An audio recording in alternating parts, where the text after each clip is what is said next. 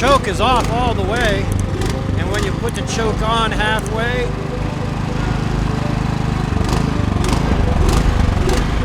so let's fix this problem. Hi, I'm Robert. Welcome back to Oakwood.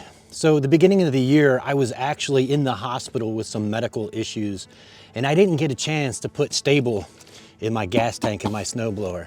Today we're looking at the Troy-Bilt Vortex 2890, and yesterday I tried to shoot a video on how to clean out the carburetor.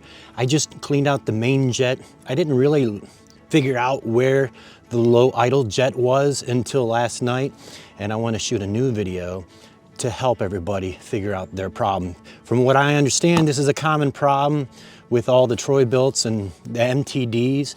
So today we're gonna make a video and I'm gonna show you what to do and how to fix it. Here's what we got.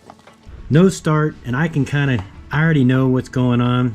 The fuel bowl's right here. It's got spark, it's got compression. It was just put away improperly. I was in the hospital.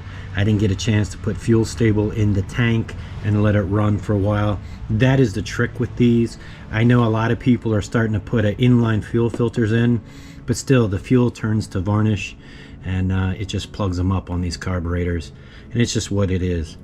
So let's dive into it. Looks like you have 10 millimeter. There's 1, 2, 3, 4, 5. There's one in here, right there. So also pay attention to the size of the bolts. See this one here, looks like a little shorty. And pay attention to the size, because that's where they're gonna go back. Because sometimes, from my experience, they have a variety of sizes.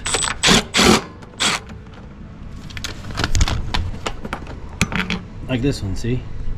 There's a longer one right there. You'll just make a mental note.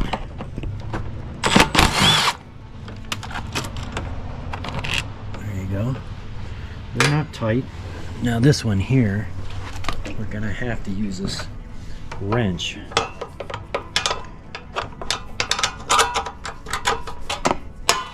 Nice to have a ratcheting wrench on that. There we go. I got my human vice grips on the subject now.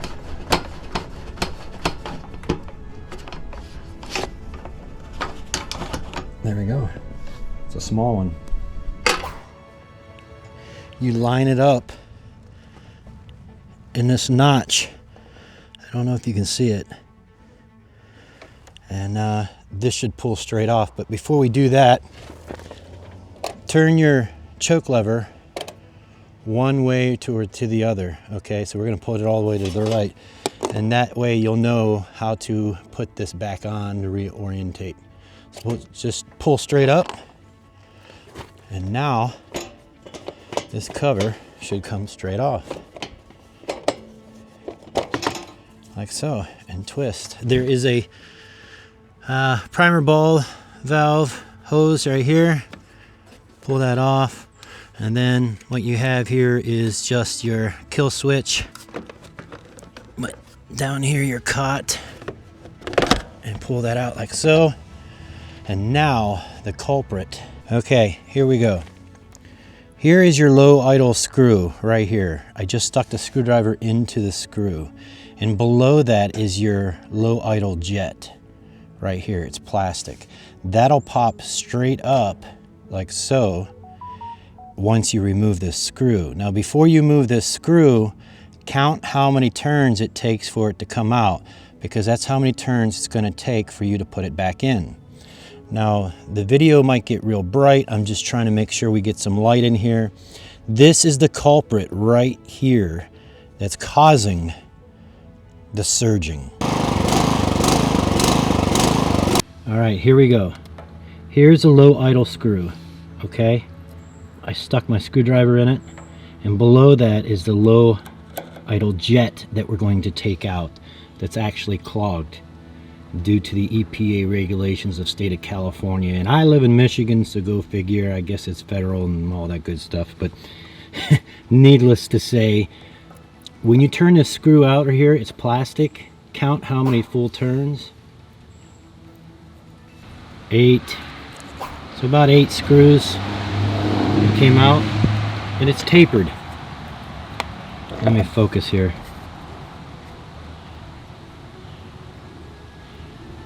This is tapered. The outside of it, diameter is bigger than the inside. I don't know if you can see that. And it pushes that jet up and down to allow different fuel air mixture. So we're going to set this aside. This is plastic screw. Don't want to lose that. And then now we're just going to pop out this jet that's causing the issue. Here's the seat. Okay, this is part of it to plug it up. And now we're going to pop out the jet. It's just down here. It's just pressed in. So carefully, probably a pair of needle nose. So I'm just working it up just a little bit. It's just pushed in there. This is the culprit right here. That guy. And you can see there's something in there. It is plugged. Let me see if I can get it focused. So a lot of guys, they will actually open that up larger. I'm not going to. I just want to clean it out, get it back running. Stick this small wire if I can. Something hard in there. Wow. Maybe I do need to stick something in there. I guess I'm going to have to open it up. Guess I gotta find a drill bit. It's not going through. So you can see it. There's definitely something in there. So we're gonna take this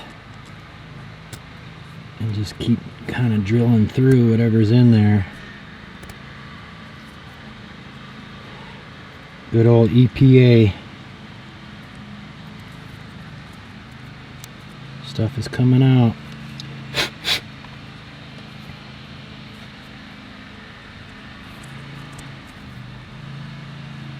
There we go. It just went in. Did you see that? Good. It's all the way through now. I don't know if you can see in that little hole. I can see the bit turning now. Nice. Alright. Oh yeah, now I can blow through it too. So what I'm doing is blowing through this end and it's coming out on the sides. Before I could not do that. So we're going to make sure it's clean from debris. And see how it has flat sides? Make sure the flat sides go in. I'll show you. I'm going to use a pair of needle nose. Man, this is great. I hope this can definitely help somebody. You don't have to dismantle everything. So that goes in like that. Just push it down. Like so. And then now you stick in this part. I don't know the names for this on the carburetor here. And it looks universal. I'll just put this right here. Like so. And if I remember right, we were about 8 turns out. 8. Somewhere in there. That's where we were.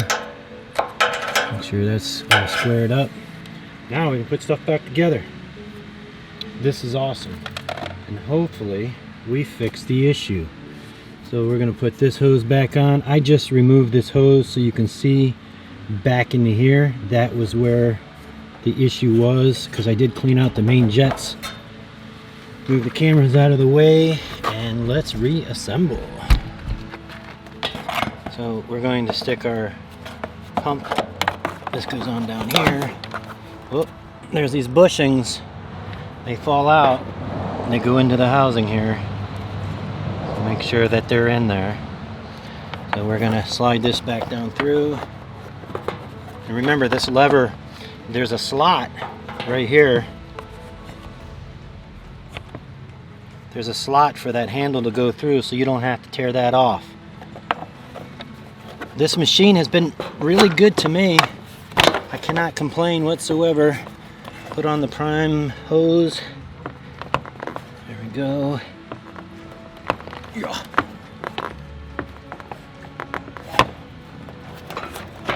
go. And then the choke. Gotta get that lever, the rod up through. There we go. I'm only gonna put one bolt in because I want to get this thing started. I want to hear it.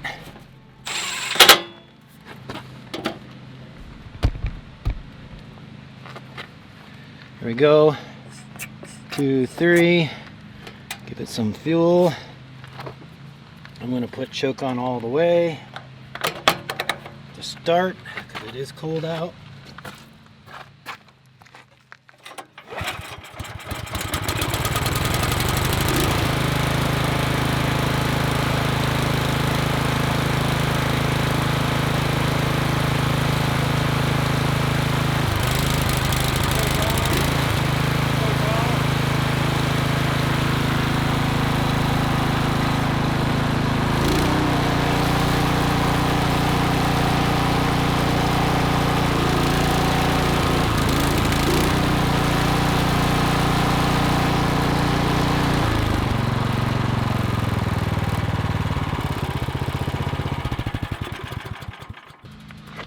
We have fixed the issue. What do they say? You don't know what you don't know? That low idle screw was plugged solid. I could not get this, it's about 40 thousandths of an inch drill bit to drill through there. And finally I got it to go through. It was really plugged up. And that's what causes the surging in these engines. Like I said last night, I took the whole carb off, cleaned it out, all the other jets and everything, put it back together, and it was surging. So hopefully this video will help you. If you find any value, smash that thumbs up button, subscribe for more. I'm Robert with Oakwood. We'll see you next time.